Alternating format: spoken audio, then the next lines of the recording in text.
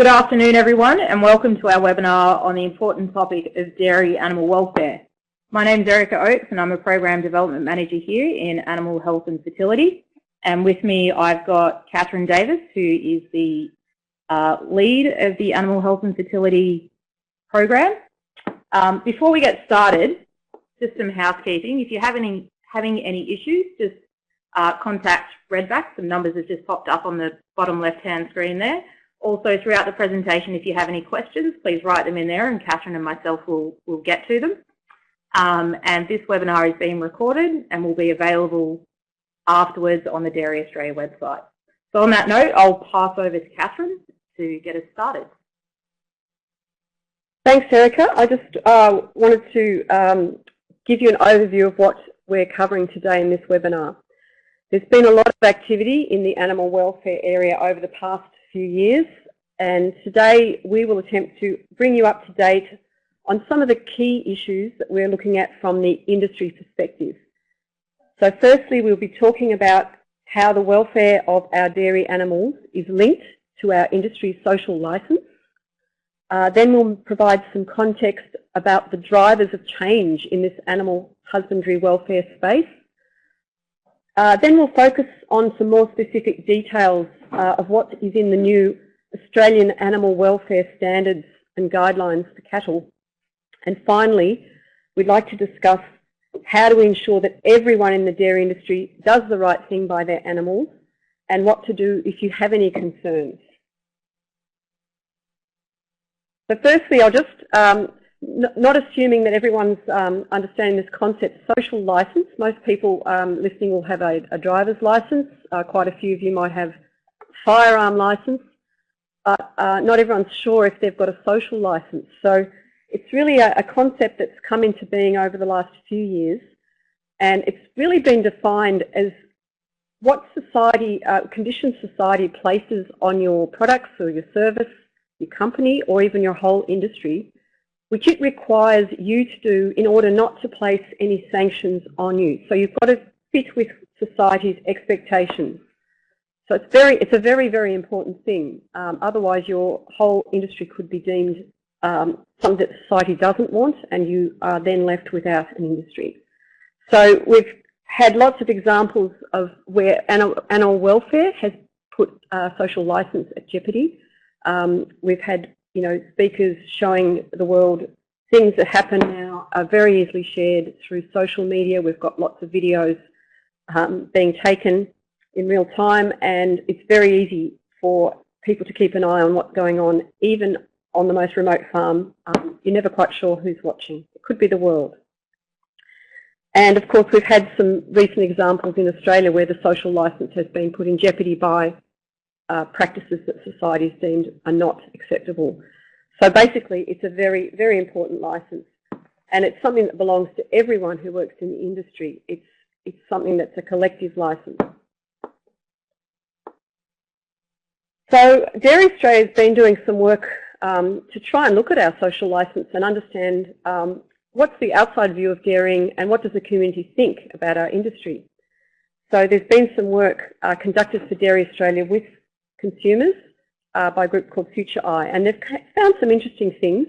There's a perception consumers link a natural life with a better life for dairy cows, and for them, for a lot of people, their vision of naturalness means a cow that's roaming out on a pasture, which in Australia does fit pretty well with our systems because nearly all our cows have access to pasture nearly every day of the year, except if they're in a fully housed system. So another finding is that there's differences between different audiences about what they think might be acceptable in the welfare space. A trade-off could be possible. So maybe roaming on a pasture is not going to be ideal for all cows on every day of the year. If it's 40 degrees, maybe a roof would be a nice thing for a cow. So people are open to some trade-offs around that concept, as long as they can see the reasoning and it's done in a clear way. But we also know that the welfare of animals is a far more powerful lever than the perception of the economic outcome for a farmer or an industry, or even the environmental outcome. So animals are very, very important to consumers, and the way they're treated is becoming of much more interest to our consumers. And we've also found that there is a difference between older and younger audiences, and there's certainly a growing number of particularly the younger audience who are starting to question about whether we actually need dairy farming, whether dairy farming is actually an ethical pursuit, even if it's done very, very well. So these are all interesting trends that we need to be very aware of as an industry. So the next question is, sure, we need a social license, but how do we get one and how do we keep one? So there's some very general principles that apply here that come from a whole lot of experience around the world, different industries, and these general principles seem to hold up no matter what the particular area you're working in. So the first one is that you've got to share what your vision and your agenda is for your industry with the wider world so they understand where you're heading. Another thing is to be fairly open and to acknowledge issues and actually ask for help, work collaboratively to resolve issues. You know, closing the gate and doing it behind closed doors is not always the best way. So that seems to be the common way now when you're trying to resolve some of these issues are very difficult, but people are more open to that if they're part of the process. And of course, this is a continuum of engagement, making sure that lots of people are aware of what you're doing, why you're doing it, how you're doing it, and what progress is being made to resolve issues. And that includes important players like the media, politicians, our communities, and other stakeholders. And another part of the social license is being respectful, that people will have alternative views to your own. They won't all see things the same way. Everybody has their own worldview, and being accommodating for people to have differences of opinion, because you're never going to get everyone totally agreeing with anything. It's just the way of the world. So now I just wanted to touch on some of the things that are happening in our operating environment that are causing quite a few changes in the way we manage animals on dairy farms. There's lots of things happening concurrently, so I'll just run through these briefly. You'll be aware of most of them. Obviously, dairy farmers most of them supply milk to a processor, and these processors tend to be large businesses that have their own requirements. They have customers, they have markets. So they are now looking down the supply chain back to the farm and saying, we'd like you to do certain things with your animals to satisfy our requirements. Obviously, there's consumer concerns that come from the community and also from some of our export markets, and they also have to be addressed. There's also animal welfare legislation, and we'll be talking in more detail about the new cattle welfare standards and guidelines, and certainly that's going to mean changes in some of the practices that we currently see on farm. And at the same time, we're seeing big changes in the way farming systems operate and the advent of innovations, things that change the way we manage animals, and also changes in the systems, so there may be larger herd sizes, and we also might see more infrastructure on farms, cows more likely to be housed in some way. And another overlay is we're seeing changes in the rainfall and temperature and climate, which will also necessitate changes in the way we manage animals on dairy farms. And of course, overlaying everything is the constant drive for new technologies, big data, artificial intelligence, lots of exciting technologies that can be applied to agriculture. So lots of things happening out there, which means inevitably we can't continue to do everything the same as we did 20, 30 years ago. So now I'd just like to hand the reins back to Erika, and she's going to just take us through some of the key practices that we think will need to change on dairy farms so that we still remain within the new legal framework and also our industry policy. Thanks, Erika. Thanks, Kathryn. So yeah, as Kathryn mentioned, we're just going to go through sort of what's acceptable and what's not in the new standards and guidelines. So just picking out some of the key issues here. So One of the key issues is tail docking, and we'll go into more detail in a minute about these. Dehorning, euthanasia of calves, and calving induction. So we've just got an audience poll here, if we can get that put up. So if you can all just answer this question for me. Have you read the new Australian Animal Welfare Standards and Guidelines for Cattle? Yes, no, don't know.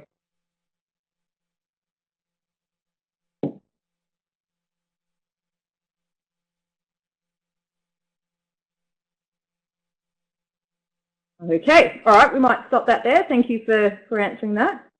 Kathryn's just put up a link to a PDF of the new Animal Welfare Standards and Guidelines for Cattle.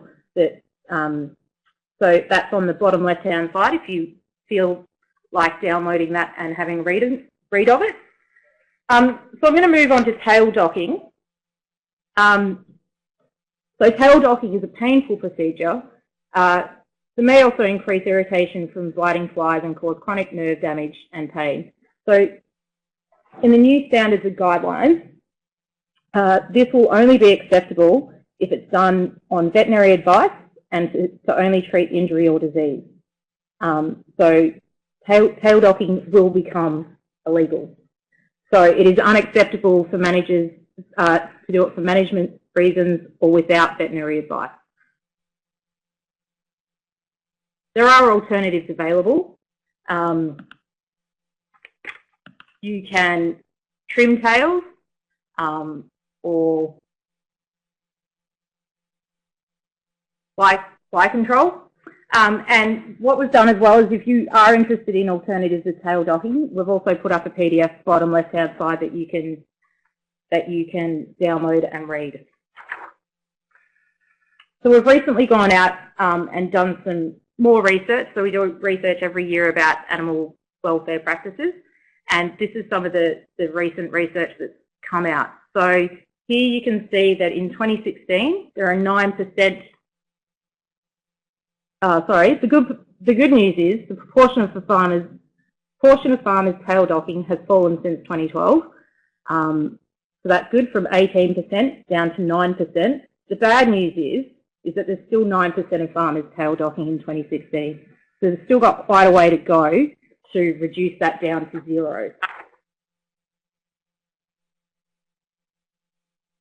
The next one we'll move on to is dehorning over 6 months of age. So dehorning is an invasive procedure that may cause blood loss, setback in growth, and increased risk of fly strike and infection. Under the new standards, it is only acceptable to remove horns at least at less than 6 months of age. Best practice is to breed polled animals or disbud less than 2 months of age with pain relief. And it will be unacceptable to dehorn cattle over 6 months of age without pain relief. Alternatives available. Once again, we mentioned polled genetics is the best alternative. And to do that, you can go to the Good Bulls Guide, so available on the ADHIS website. There's also an app that you can download and select genetics that way. And the other thing is to disbud under 2 months of age. And we've got some videos on disbudding with pain relief on the Dairy Australia website. I highly encourage you to go to them and have a look. They're very good videos.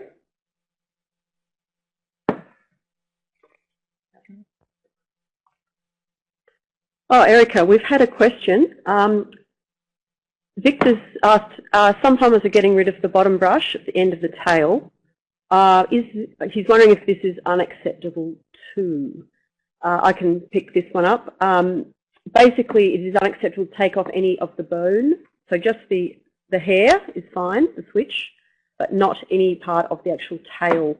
So that's why we've been promoting switch trimming as an alternative, because that leaves the actual tail intact. Thanks for that. So if we go and have a look at some of our dehorning practices results from the survey that was done. The good news we can see here is that polled genetics is used in nearly 10% of herds, and only 6% of farmers are still dehorning at greater than 6 months. So if you are going to do it at greater than 6 months, it has to be done with pain relief under the new standard. Moving on to euthanasia of calves. It's an important part of good stockmanship. Acceptable practice is to use a firearm or captive bolt. Unacceptable is blunt force trauma, except in an emergency when only the calf is less than 24 hours of age.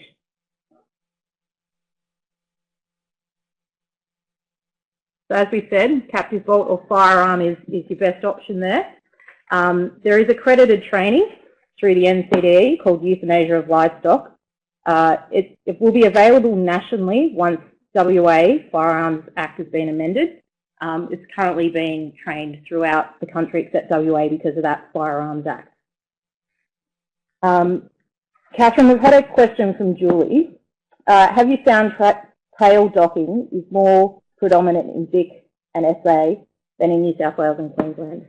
Yeah, that's interesting. There are some regional differences in the practice. It's actually been illegal in some states under their state legislation for some years, so it's not very common up north, and we do find there's certain pockets where it has been practiced more commonly. So that's where we'll be concentrating our efforts on practice change to try and reach those farmers and make them aware, A, that it's illegal, and B, what else they can do to manage the problem of the tails. I think we had another question here.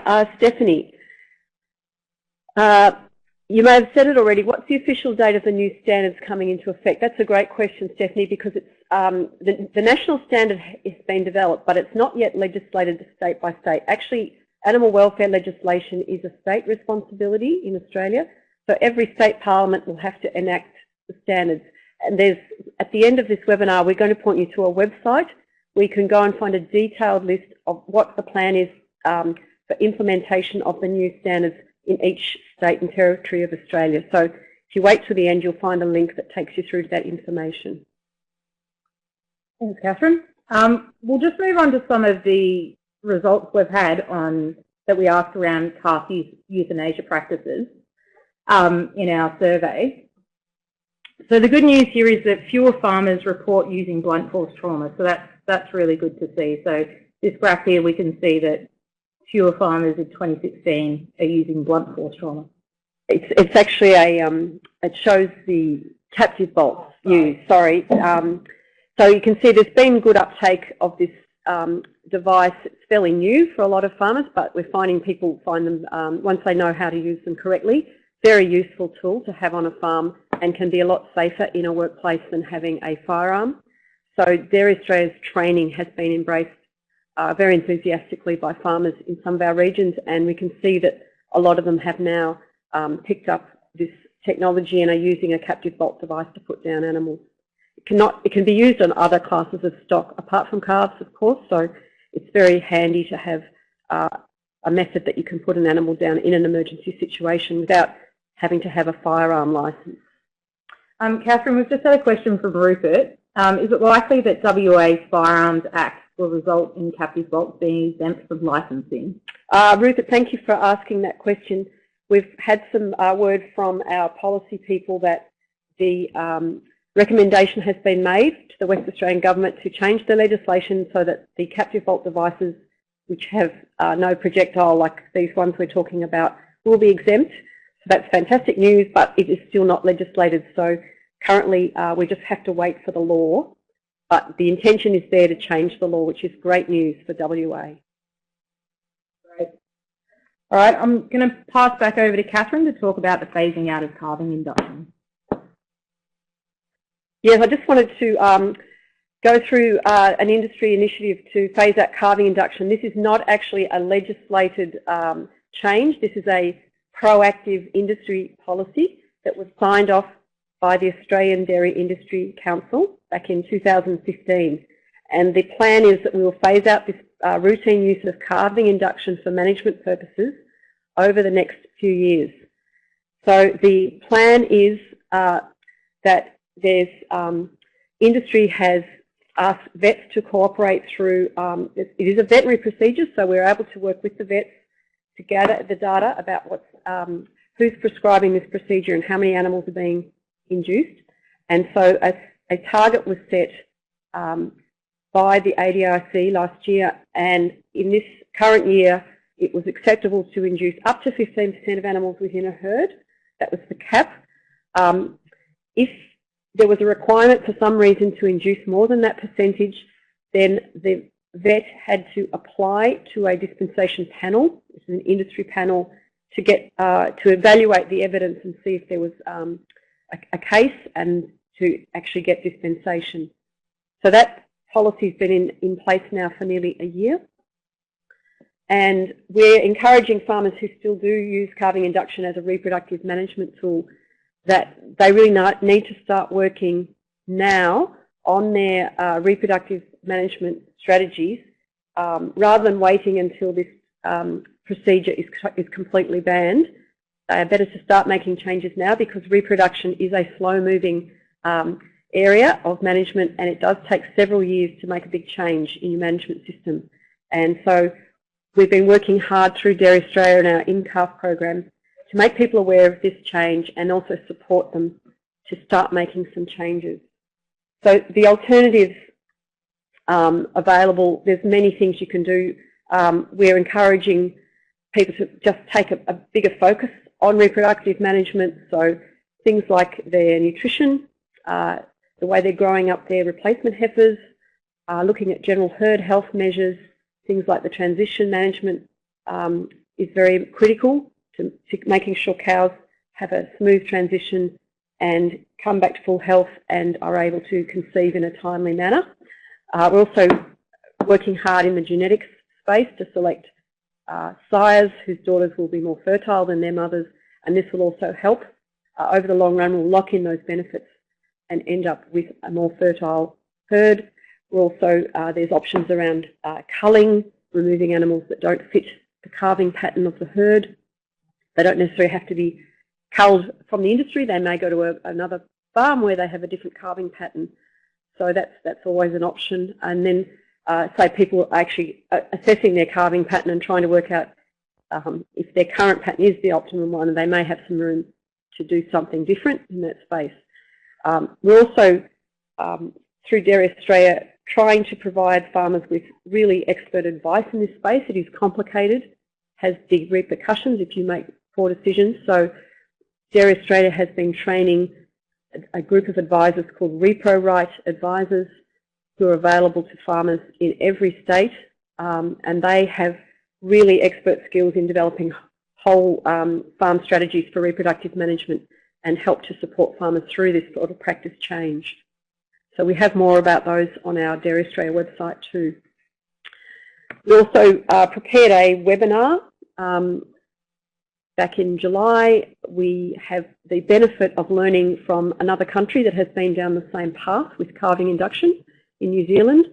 So we've had a webinar with an expert from New Zealand who's been able to give some insights as to how the farmers over there managed to get off calving induction and what was the impact on their business, and what they've, looking back, what they've learnt from that experience. So I encourage anyone who's interested in this space to go and look at the webinars. It's the In-Calf Farmer webinar number 6. So the Dairy Husbandry Survey also collects information about calving induction practices. We've now got other information coming in directly from vets, so we've got a lot more detail. But basically it shows that the practice has been reducing over time. Every survey pretty much there were fewer farms doing it, and in the most recent round, which was conducted in October, it was less than 10% of farms were inducing any cows for management purposes. I just want to make a distinction. Calving induction has also a place as a welfare intervention. If a group of heifers perhaps get mismated or there's a problem with the health of the cow, you can induce the calf early to save or make it easier for that cow. We're not talking about reducing that practice. That's a case by case, and that will still be quite acceptable. It shouldn't ever be done on large scale. We're talking about here the routine application of calving induction to control calving pattern in a herd. So it's good news, but we still have a bit of a way to go. There's about 9–10% of farmers who still have some use of this tool, perhaps not every year, but at least some of the time they have used it. So yes, far fewer farms there. So now I just wanted to run through some of the activities and programs that Dairy Australia has in place to support our dairy farmers to make some of these practice changes across, the whole raft of issues that we've just been talking about. So Erika, would you like to just run through some of the things that we've got happening? Yeah, so we've got quite a few things to help farmers out in this area. So there's formal training available. So Euthanasia of Livestock course is a really good example of that. So that's run through the NCDE. There's extensions. So we've got healthy calves workshops and other health and welfare workshops that can be run as well. Peer-to-peer learning. So discussion groups are a really good way to get that farmer peer-to-peer learning. Advisor network, so farmers going to vets, field officers and farm consultants. And communications, so we've done quite a few videos on a lot of these practices, print media, webinars, and of course the Dairy Australia website is a really good source of information.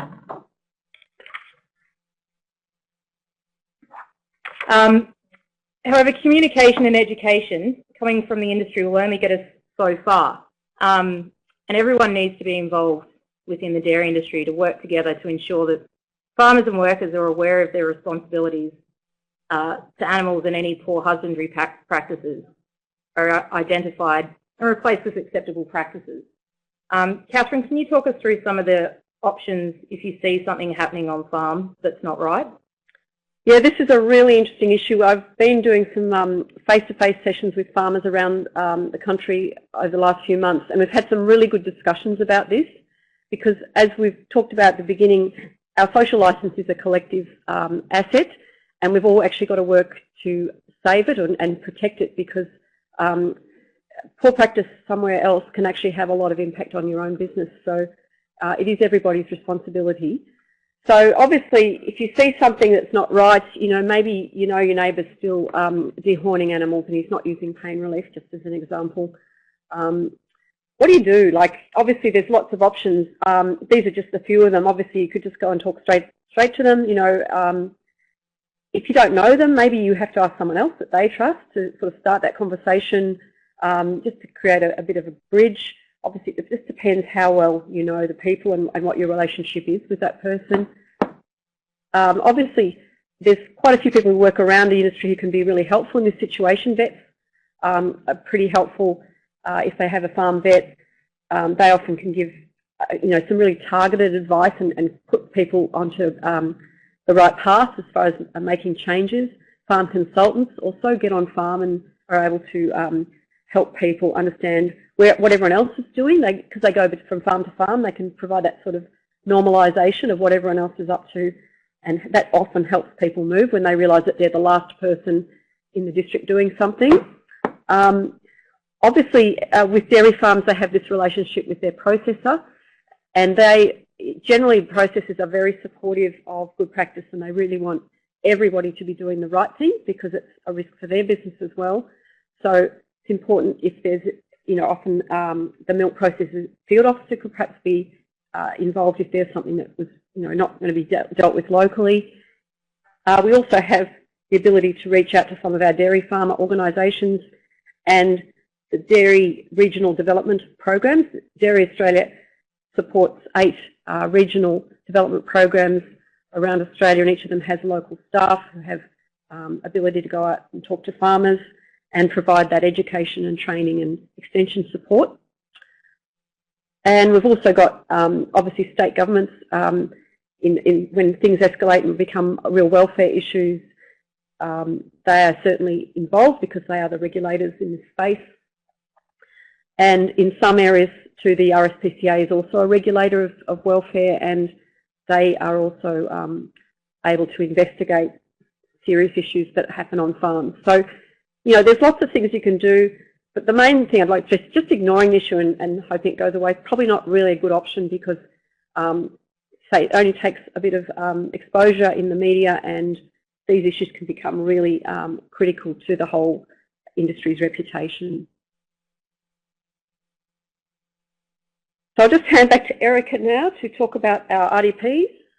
Yeah, so before I mentioned the different training and extension options available, so if you did want to have something run in your area on a specific training course or a specific discussion group module, your first protocol is to contact your local RDP. So here we've just got a list of the 8 dairy regions and their contact details, so they're your first option. And that list is available on the Dairy Australia website. If you put in Regional Development Program, you'll see all those contacts available there too. Kathryn, we've just had a question from Sam. What is the procedure for reporting unacceptable practices? That's another great question. It really depends, I guess, on the circumstances or whether you think it's a crisis, a cruelty type issue, or whether it's just an ongoing issue with a poor practice. Maybe someone's just still docking tails when they shouldn't be, or I guess it is always a judgment. So that list of options that I just put up, I guess you've got to work through that, depending on how much you think it needs to be escalated and what's the timeliness that's required. So it's a bit hard to be hard and fast, but clearly if there's an illegal or a cruelty event, we would suggest you contact the state authorities if it's something really critical, because they can step in and act very quickly. If it's something more minor where it's just about someone who's getting out of step, maybe you go through those more personal channels first. So it's really always a bit of a judgment, but hopefully there's plenty of options there, so it's not really an option to do nothing. Okay. At the start, Kathryn mentioned some of the websites that we would point you towards. So up on the screen you'll see animalwelfarestandards.net.au. So that's where you can go to find out when they will be legislated in each state. And then the Dairy Australia website is the second one there that has information on cow and calf welfare and all of our industry programs and training. Yeah, we do have a lot of resources on our website. I know it's not always easy to navigate, but the search, if you use the search function, you can usually find what you need. And a lot of our material is available for download as PDFs. So nearly all the documents you see, you can get copies as you require. And also order hard copies of materials through our RDPs. They're able to provide you if you needed to get more books, brochures, etc. Either for yourself, or if you work in an advisory role, you might want to distribute them through your network. So always happy to take those sort of requests on board. Our main thing, as you can see at the moment, is just creating 100% awareness of what is required and where people can get help. All right, thanks for that. What we might do now is that's the end of our presentation, so we might open the floor for questions. We've had quite a few come through during the presentation. Does anyone else have any questions that they'd like us to answer? If you do, just write them in the bottom left. No, it's been really great to see so many people on the webinar today.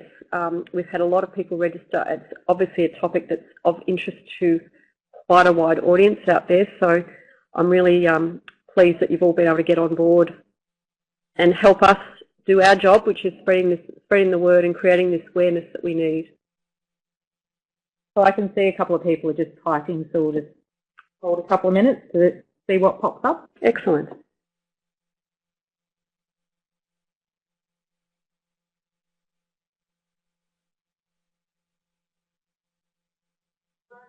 All right. So a question from Robert. Is there any work being done with regard to doing farm welfare assurance visits? That area is really exploding at the moment, Robert. There's lots of people working on it. There are some elements of welfare that are already embedded into our farm QA requirements, depending on which processor you supply.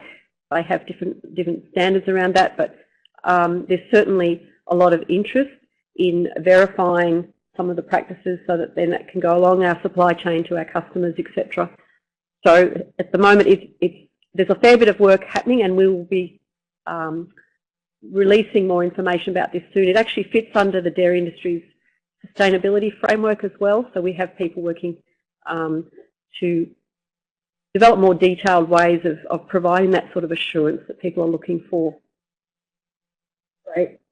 Next question is from Julian. What is the next step after under 15% to phase out induction, and when? Okay, that's a very timely question, Julie. The group that is steering this policy through is meeting, I think, next week, and they'll be assessing all the data that they've collected from the last calving season and coming up with a new target for 2017. So watch this space. We'll be publicising that very soon through our networks and through our advisors. So we're looking at a gradual step down, correct? Definitely. I think that was what was followed in New Zealand. So the numbers are not, no one knows what the number is yet, but it will definitely be stepping down, heading for 0. All right, we've got another question here from Lyndall. Does the welfare standard and guideline make any comment about horn tipping, i.e. extent that is acceptable? Horn tipping, I think that is covered by over 6 months rule. I think you need to use some pain relief, but don't quote me on that. It's not actually that common in dairy cattle. It's more often done in beef. But generally we're advising dairy farmers to remove the horns well before that time. The horn becomes attached to the skull between about 3-4 months of age, and by the time they're 6 months of age, it's really anchored and it becomes a really big job to remove it. So our industry recommendation is that people should be disbudding calves or using polled genetics. A question here from Peter. Is the rollout of euthanasia training waiting for WA legislation, or will it start in other states prior to WA legislation? We've been doing the training for about 3 years in various places around Australia, so it's now available pretty much on demand in all our dairy areas except WA, which is unfortunate. But we are planning to do some training in the short term that may or may not involve captive bolts, because that's the issue. At the moment, they're kind of treated the same as a firearm, and that makes it hard for us to run public events.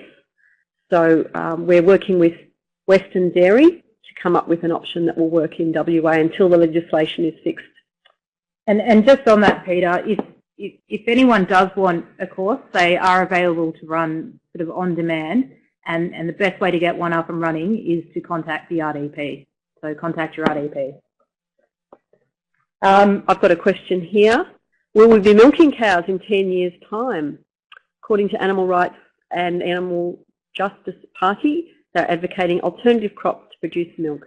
Yep, that's definitely a big one, which is probably beyond the scope of the webinar today, but there's certainly some big societal shifts. As I mentioned, there's some younger people who really find some sort of ethical barriers to dairying. So, you know, we'll be watching that space, but I think there's still a lot of people who really, really like dairy products from a natural source, which is a cow, and we want those cows to be as well looked after as possible.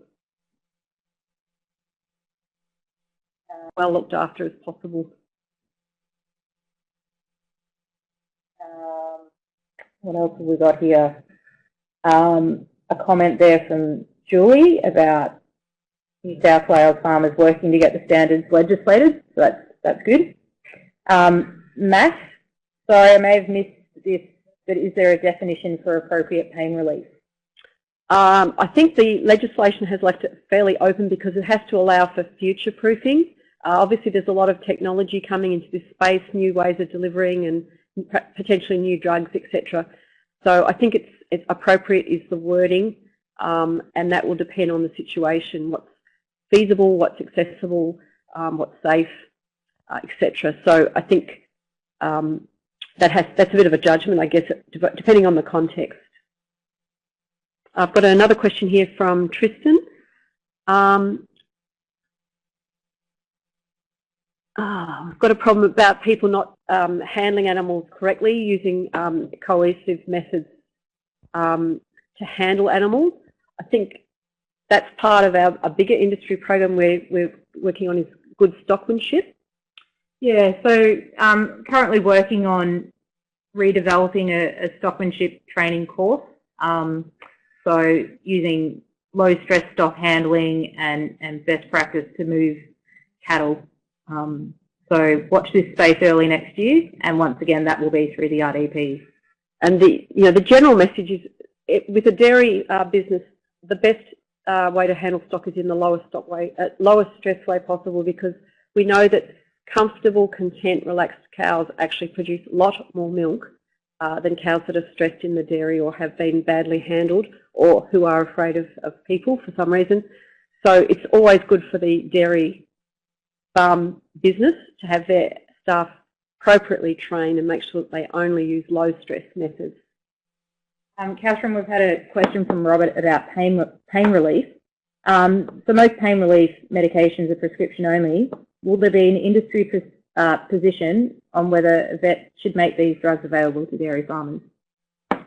Yeah, it's a really confused space at the moment, because once again, this is a state-by-state legislation. We don't have a national regulation around these veterinary drugs, and there are different ways that people are able to prescribe them, and we've got different ways that people are providing pain relief. Some are being done through veterinary clinics, some then have technicians who can actually do the procedure, and at the moment it is a bit confused. What we're hearing though is that there are a lot of farmers trialling the pain-free disbudding, and they've actually found it very, very good. Anecdotally, we're getting some very positive reports back saying it's very low stress on the operators and on the calves, and they see that the calves get up and recover quickly, start to eat, and they don't have a check in weight gain. There's actually been some work done in New Zealand showing there's a productivity gain if you use pain relief. The animals will be either weaned at a younger age or they'll be weaned at a higher body weight, which is a benefit for efficiency, production, etc. So I'm sure we still have a little way to go with providing universal access to these drugs, but we're certainly making some big inroads from where we were a few years ago.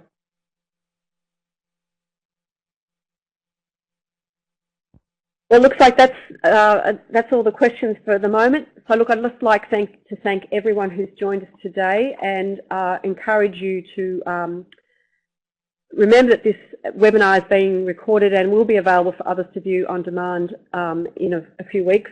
So we'll be sending out a link to the recording, and we want it to be a resource to help educate the next layer of people, because this is a big job. We've got to create 100% awareness and make sure that we've got everybody compliant and aware of what their responsibilities are. So very grateful to you for giving up your time, and we'll say goodbye. Thank you. Thanks.